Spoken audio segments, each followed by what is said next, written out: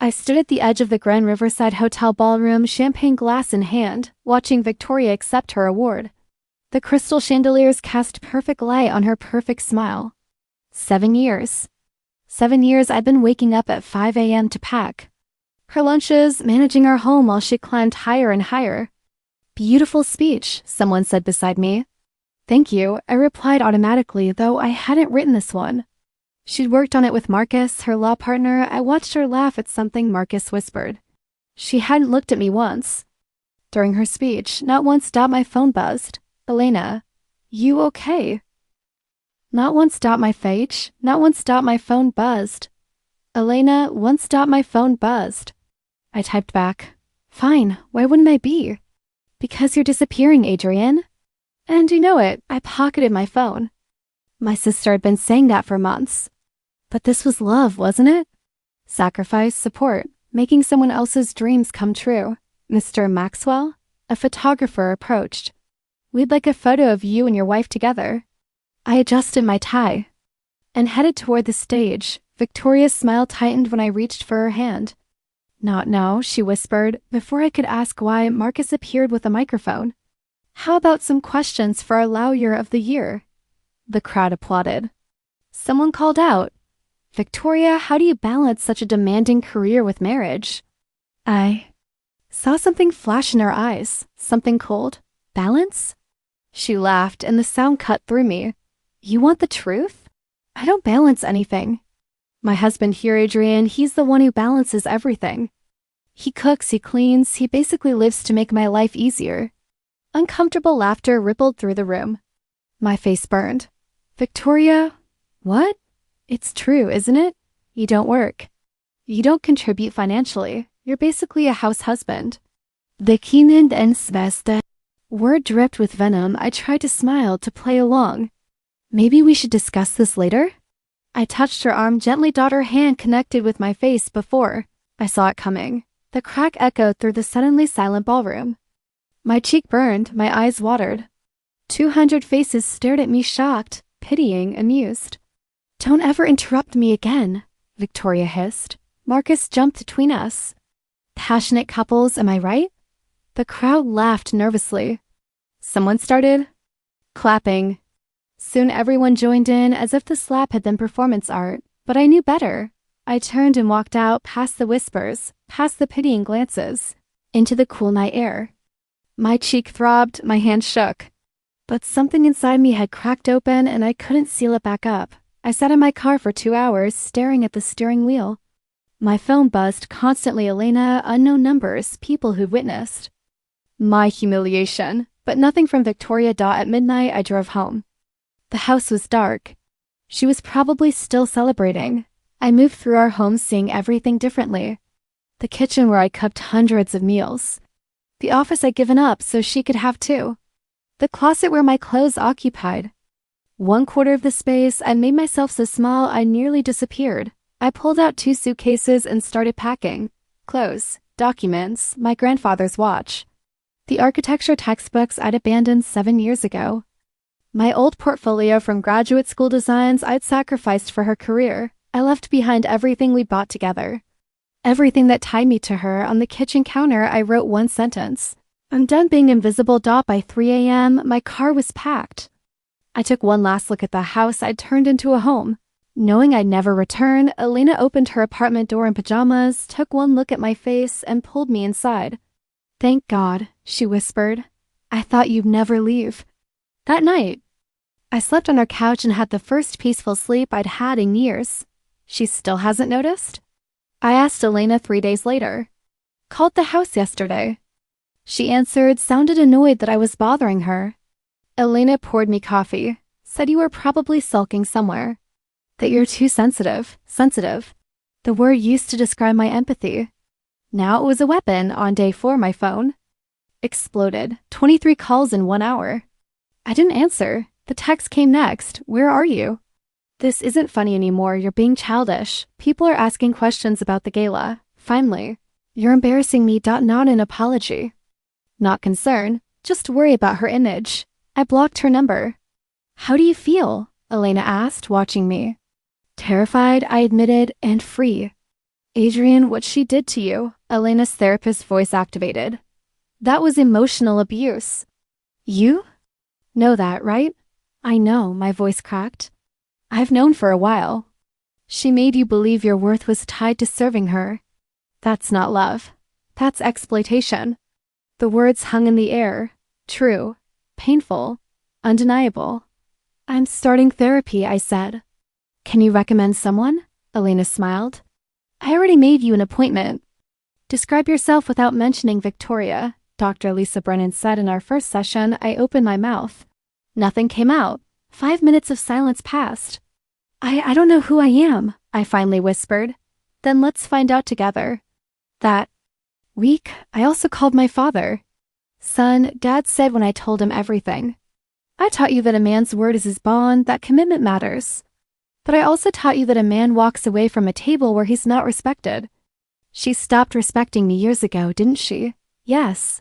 His voice was gentle, and he stayed anyway.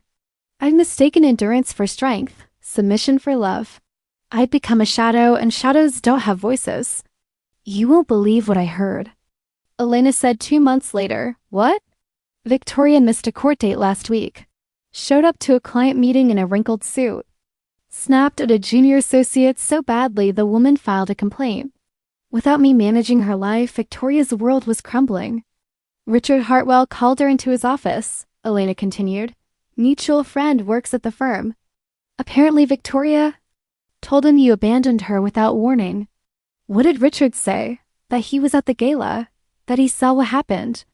That you didn't abandon her, you left after she humiliated you publicly.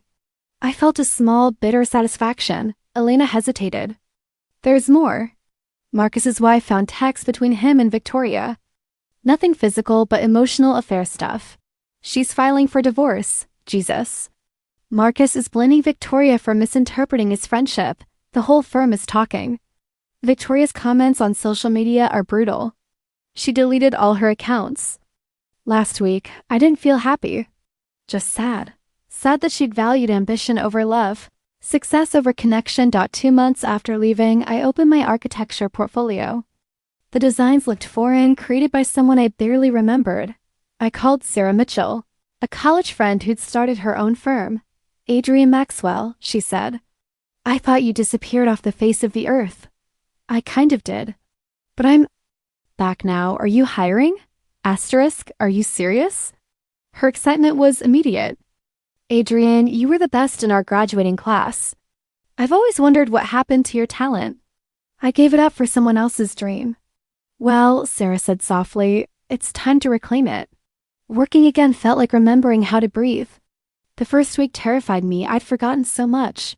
Doubted every line I drew, but Sarah was patient and slowly. Muscle memory returned. I designed a community center for a low-income neighborhood, pouring every suppressed emotion into it. This is exactly what I wanted but couldn't articulate, Robert Kim said when I presented. You didn't just design a building. You designed hope. I started crying right there in the conference room. Sarah touched my shoulder. Welcome back, Adrian. The project won a regional design award. My name appeared in architecture magazines. People from my past reached out. Where have you been? They asked. I lost myself for a while, I told them. But I'm finding my way back. I started dating again, nothing serious. Just remembering what it felt like to be seen. On a first date, Claire asked, so what do you do? I'm an architect, I said. Not Victoria's husband. Not a house husband. Just me. My father called after seeing the award announcement. Proud of you, son. You remembered who you are. Dr. Brennan smiled in our session. You're not healing from Victoria. You're healing from the person you became to survive her. 6 months after the gala, Elena forwarded me an article. Top law firm investigates billing fraud. I read it twice, feeling only distant sadness. Victoria had been billing personal hours to clients' spa appointments, dinners with Marcus, shopping trips. I noticed inconsistencies in our budget. She dismissed my concerns. You don't understand how law firms work. Turned out, I understood. Ethics better than she did. Richard Hartwell suspended her pending investigation. Marcus cooperated to save himself, revealing Victoria had pressured him to falsify records. My phone rang. Unknown number. Against my better judgment, I answered. Adrian. Victoria's voice was small, unfamiliar. What do you want? I need your help. No. Please. Everything is falling apart. I made mistakes. You made choices, Victoria. There's a difference. That night at the gala, I was stressed. I didn't mean. You meant every word, I interrupted. And you know what? That slap was the kindest thing you ever did for me. It woke me up. I'm losing everything. Now you know how I felt. I heard her crying. Part of me, the part that I'd loved her for 7 years, wanted to comfort her. But I'd learned that compassion doesn't require self-sacrifice. I'm sorry this is happening to you, I said. But I can't save you. I spent 7 years saving you from consequences, from discomfort, from having to take care of yourself. All it did was make you cruel and make me disappear. So no, Victoria. Figure this out on your own. I hung up. My hand shook, but I felt lighter. Dr. Brennan had predicted this call. She won't reach out until she needs something. And when she does, your no will complete your healing. She was right. 8 months after I left, the Bar Association's decision came. Victoria was disbarred for 3 years, ordered to repay $47,000. In fraudulent billing. Richard Hartwell called me personally. Mr. Maxwell, I owe you an apology. My daughter Nicole worked under Victoria. She told me about the verbal abuse, the impossible standards. I'm sorry we celebrated her while ignoring her character. Thank you, I said, surprised. Ambition without integrity is just selfishness, Richard said. I hope she learns that. Victoria's mother, Catherine, reached out through Elena, wanting to apologize for teaching her daughter that career mattered more than relationships. I felt sympathy for Catherine.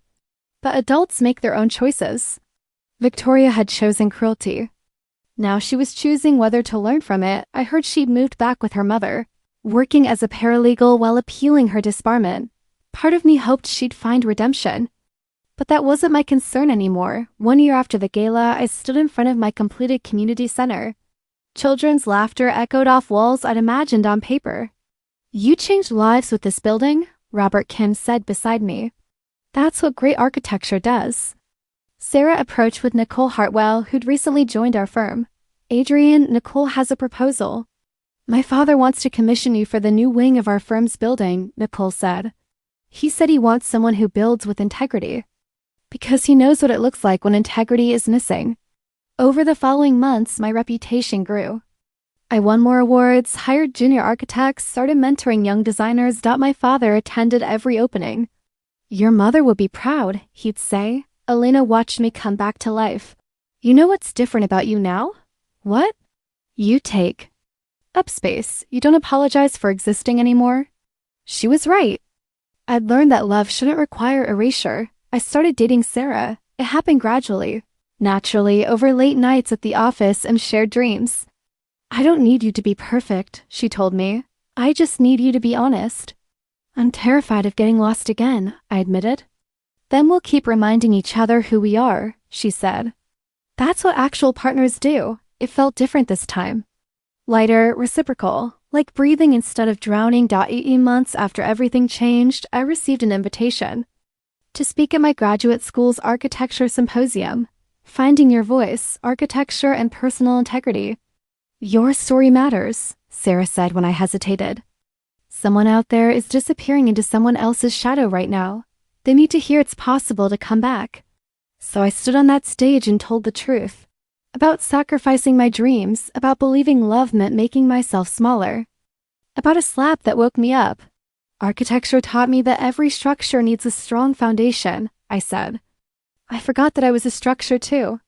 I let someone else demolish my foundation because I thought it was noble. But buildings without foundations collapse. People without self-respect disappear, and you can't pour from an empty cup. The applause was thunderous. Afterward, dozens of people approached me. A young woman with tears in her eyes said, I've been making myself invisible for 3 years. I'm leaving tomorrow. Thank you for giving me permission. You always had permission, I told her. You just forgot. On my way out, I saw Victoria in the back of the auditorium. She looked different, older, softer, sadder. She didn't approach, just nodded once before leaving. I didn't feel anger. Just closure. That night, Sarah and I walked past the Grand Riverside Hotel, do you ever regret it? She asked. The years with her? I regret staying too long. But I don't regret leaving. That slap was the best thing that never should have happened. She laughed at the paradox. I realized something. I was happy. Not perfect, not completely healed, but genuinely happy. I had reclaimed my name, my work, my voice. 2 years after that night, I received a letter. Victoria's handwriting made my heart skip, not with longing, just recognition. I opened it in my new office, surrounded by architectural renderings. Adrian, I'm not writing to ask for anything. My therapist suggested this for my own healing. You? Might never read it. That's okay, I'm sorry. Not just for the slap, though, that was unforgivable. I'm sorry for every day before that, for every moment I made you feel worthless, for weaponizing your kindness, for punishing you for loving me. I'm sorry I didn't see you disappearing until you were gone. Losing my career forced me to look at who I'd become.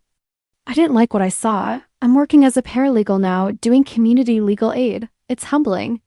It's teaching me what matters. My mother and I are in therapy together, unpacking generational patterns. Cruelty is a legacy I can choose to end. I heard about your success. I'm genuinely happy for you, though I have no right to feel anything about your life anymore. You deserved better. You deserve to be seen, celebrated, supported. I'm not asking for forgiveness. I just wanted you to know that your disappearance saved both of us. You found yourself. Your absence forced me to finally face myself. Thank you. And I'm sorry it took losing you to understand what I'd lost. Victoria, I read it twice, then filed it away. Maybe someday I'd respond. Maybe not, but her apology wasn't what I'd been waiting for. I'd already found my closure, my peace, my voice. That evening, Sarah and I hosted a dinner party. Elena and her partner, my father, Robert, and Nicole, colleagues who'd become friends. I looked around the table at people who saw me, who celebrated. Me, who took up space and let me take up mine. What are you thinking? Sarah whispered. That I'm exactly where I'm supposed to be. I said, and for the first time in years, I meant it. Asterisk.